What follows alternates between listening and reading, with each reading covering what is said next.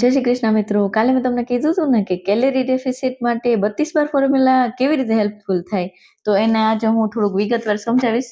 તો ચલો આપણે સ્ટાર્ટ કરીએ. અને હું છે ને બોલતી જઈશ અને સાથે છે ને વિઝ્યુઅલ પણ અહીંયા દેતી જઈશ ફોટોઝમાં, એટલે તમને સમજવામાં સહેલું પડે. કારણ કે મેં વિચાર્યું કે હું ખાલી બકર બકર કરીશ ને તો તમે બોર થઈ જાઓ, થોડુંક બતાડીશ ને ચાર્ટ ફોર્મમાં તો તમને મજા આવશે. ચલો સ્ટાર્ટ કરીએ. તો સૌથી પહેલા તો કેલેરી ડેફિસિટ એટલે શું? તો એક વજન ઘટાડવા માટેનો સૌથી મૂળભૂત અને વૈજ્ઞાનિક સિદ્ધાંત છે. એ સરળ શબ્દમાં કહીએ ને તો જ્યારે તમે દિવસ દરમિયાન જેટલી કેલરી વાપરો છો તેના કરતાં ઓછી કેલરી ખોરાક દ્વારા લો ને, ત્યારે એને કેલેરી ડેફિસિટ કહેવામાં આવે. બરોબર છે? હવે આટલું સમજાઈ ગયું તમને? તો હવે અહીં તેની સંપૂર્ણ રીતે વિગતો હું તમને જણાવી દઉં કે કેલેરી ડેફિસિટ પેલું તો કેવી રીતે કામ કરે. હવે આપણા શરીરને હલનચલન કરવા, શ્વાસ લેવા અને આપણા બધા અંગોને કાર્યરત રહેવા માટે એક ઉર્જાની જરૂર પડે. એટલે ઉર્જા એટલે કેલેરી. બરોબર છે? તો જો તમે જરૂરિયાત મુજબ કેલેરી લો તો તમારું વજન એકદમ સ્થિર રહે, અને જો તમે જરૂરિયાત કરતા ઓછી કેલરી લો તો શરીરમાં ઉર્જા મેળવવા માટે શરીરમાં જે જમા થયેલી જે ચરબી છે ને, આપણી ફેટ અંદર, એનો ઉપયોગ કરવાનું શરૂ કરી દે. હવે એનાથી છે ને વજન ઘટવાનું ચાલુ થઈ જાય. હવે તમારી કેલરીની જરૂરિયાત કેવી રીતે નક્કી કરવાની એ જોઈએ. તો કેલરી ડેફિસિટ સમજવા માટે બે વસ્તુઓ જાણવી જરૂરી છે. પહેલું તો બીએમઆર. એટલે બીએમઆર એટલે તમે સાદી રીતે સમજો ને તો તમે આખો દિવસ આરામ કરો તો પણ શરીર ને જીવંત રાખવા માટે જરૂરી અમુક ઓછામાં ઓછી કેલરીની તો જરૂર પડે જ, શક્તિની જોઈએ જ આપણને. બરોબર? પાચન ક્રિયા માટે, એના માટે. અને TDEE, એનો મતલબ એમ થાય છે કે તમારા કામકાજ અને કસરત સહિત દિવસની કુલ વપરાતી કેલરી. બરોબર? વજન ઘટાડવા માટે તમારે તમારા TDEE કરતા 300 થી 500 કેલરી ઓછી લેવી જોઈએ. એટલે તો હું કેલરી કાઉન્ટ મૂકું છું રોજ. બરોબર? વિઝ્યુઅલ સાથે તમને બતાવું છું એટલે સમજાય. કેલરી ડેફિસિટ પ્રાપ્ત કરવાની રીતો તમે 3 રીતે કરી શકો. બરોબર છે? એ કેલરી ડેફિસિટ બનાવી શકો એ કેવી રીતે? તો કે ખોરાક દ્વારા. કેવી રીતે? તો ઓછી કેલરી વાળો ખોરાક અને પૌષ્ટિક ખોરાક ખાઈને. બરોબર? હવે શારીરિક પ્રવૃત્તિ દ્વારા કેવી રીતે ડેફિસિટ કરી શકે? તો કસરત કરવું, ચાલવું, કોઈ જીમ જતું હોય તો જીમ દ્વારા પણ કેલરી બાળી શકાય. બરોબર? ને બંનેનું મિશ્રણ કરીને તો એ બધાથી બેસ્ટ. થોડોક ખોરાક ઘટાડવાનો ને થોડીક શરીરની પ્રવૃત્તિ વધારવાની. બરોબર? હવે આ બાબતોનું ખાસ ધ્યાન રાખવાનું એમાં કે પ્રોટીનનું મહત્વ શું છે. કેલરી ઓછી લેતી વખતે પ્રોટીન બહુ જ મહત્વની વસ્તુ છે, જેથી સ્નાયુઓ છે ને આપણે જળવાઈ રહે અને માત્ર ચરબી ઘટે. આપણા સ્નાયુઓ ઘટી પડે ને તો એ ખોટું રીતે થઈ જાય એમ. એટલે ચરબી ઘટવી જરૂરી છે. ખૂબ ઓછી કેલરી નહીં લેવાની. અચાનક બહુ ઓછી કેલરી લેવાથી પણ નબળાઈ આવી જાય, વાળ ખરવા લાગે, મેટાબોલિઝમ ધીમું અથવા તો એ ટાઈપની સમસ્યા થઈ જાય એમ. એટલે પાણી દિવસ દરમિયાન પૂરેપૂરું પીવાનું એમ, જેટલું બને ત્યાં સુધી. મેં તમને પહેલા કીધું હતું દર કલાકે હું 1 ગ્લાસ પીવું છું, એટલે આપણે પાણી ઘટે નહીં. ને એક ઉદાહરણ તરીકે સમજીએ. ધારો કે તમારું શરીર દિવસની 2000 કેલરી વાપરે છે. બરોબર? અને જો તમે 1500 કેલરીનો ખોરાક લો છો તો તમે 500 કેલરીનું ડેફિસિટમાં છો. એમ વૈજ્ઞાનિક રીતે જ્યારે તમે કુલ 3500 કેલરીની ડેફિસિટ પૂરી કરો ત્યારે લગભગ અડધો કિલો વજન ઘટે.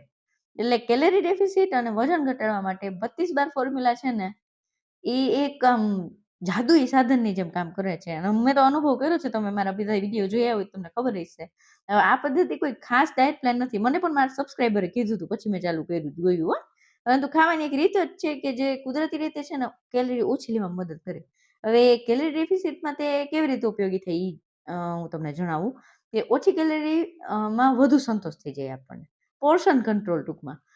જ્યારે તમે દરેક કોળિયાને 32 વખત ચાવો ને ત્યારે તમે ખૂબ જ ધીમે ધીમેથી જમો છો, અને વૈજ્ઞાનિક રીતે પેટ ભરાઈ ગયું છે એવો સંકેત આપણા મગજ સુધી પહોંચતા 20 મિનિટનો સમય લાગે છે.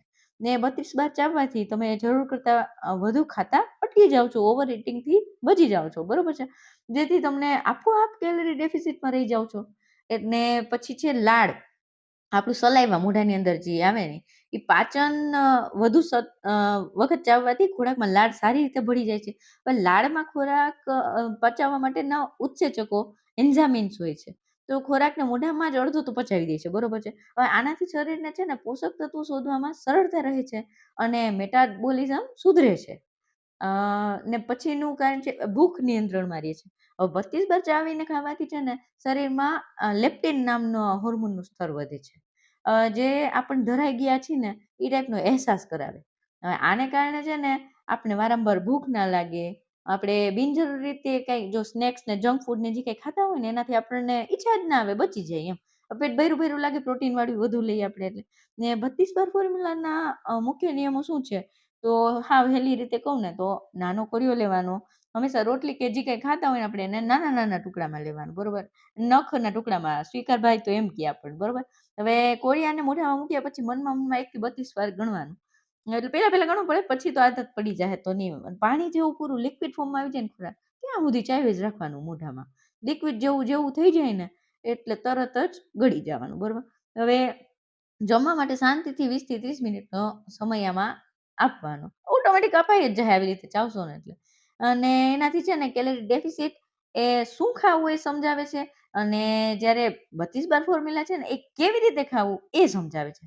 જો તમે ઓછી કેલરી વાળો પૌષ્ટિક ખોરાક લો અને તેને 32 વાર ચાવી ચાવીને ખાઓ ને તો વજન ઘટવાની પ્રક્રિયા છે ને ઘણી બધી ઝડપથી અને સરળ બની જાય છે, અને જરાય આપણને તકલીફ પડતી નથી.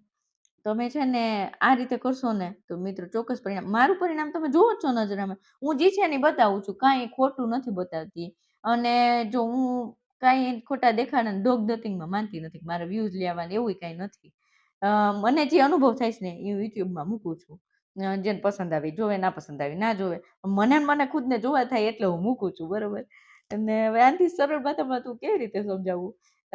એટલે મેં આ ઇમેજ આજ તો આખો દિવસ આખી મહેનત કરી છે. ગમે તો લાઈક કરી દેજો, અને આવી રીતે તમારે માહિતી જોતી હોય તો સબસ્ક્રાઇબ કરી દેજો. ને હવે મારી દિનચર્યા હું બતાવી દઉં આજના દિવસની, બરોબર છે? આજનો વિડીયો બહુ લાંબો થઈ ગયો છે એટલે હું તમને ફટાફટ બતાવી દઉં છું કે સવારે મેં સત્તુ ને તકમરિયાનું શેક પીધું હતું. બપોરે જમવામાં મેં આ થાળી લીધી હતી અને પોષણ મૂલ્ય બધાયનું આપી દઉં છું. ને રોંઢ તરબૂચ ખાધું હતું. જાસૂદની ચાય સવારે પીધી હતી 9:30 હો. 9 માર્ચ 2026માં પણ ક્રોસ માર્કનું નિશાન. આજનો દિવસ પણ મેં જેવું સોચ્યું તેવો જ ગયો છે, એટલે સંતોષપૂર્વક પૂરો. ચલો ફરી પાછા મળીએ આવતીકાલે રાત્રે 10 વાગે. ત્યાં સુધી ચમકતી ચાંદીને રજા આપો. જય શ્રી કૃષ્ણ. અને તમારે કાંઈ પણ મને પૂછવું હોય તો વજન ઉતારવાને રિલેટેડ તો પૂછજો. મને આવડતું હશે, સમજ હશે એ ટાઈપનું હું તમને કહીશ. અને મને નહીં ખબર હોય તો હું ચોખ્ખું કહીશ કે ભાઈ મને ખબર નથી, તો હું જરાક સર્ચ કરીને તમને કહું.